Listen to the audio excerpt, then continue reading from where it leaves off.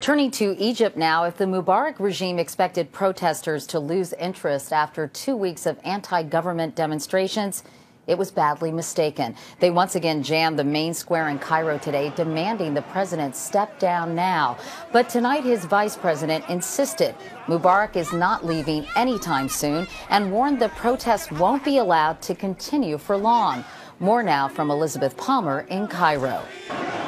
It was the biggest crowd yet. But while thousands of protesters committed to a new Egypt flooded into Tahrir Square one more time, the old regime proved it remains tone deaf.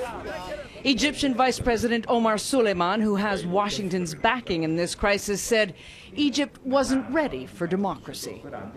The White House called that statement unhelpful. Out here, it sounded plain unbelievable.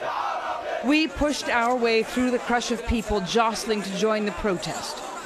Once you pass the checkpoint, a welcoming committee chants, "Come on down to the square." And come they did.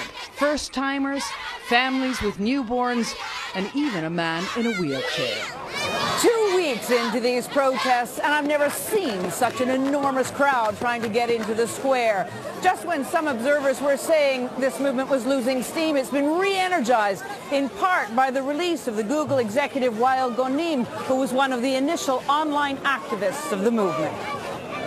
Ghonim is a Google executive and one of the original organizers of these protests. He was arrested and held for 10 days. Today, on a makeshift platform in the square, he had a message of solidarity. This is a time for all of us, he tells the adoring crowd. Egypt above all. Over in the tent city, where the hardcore protesters are camping, Ghonim is a role model.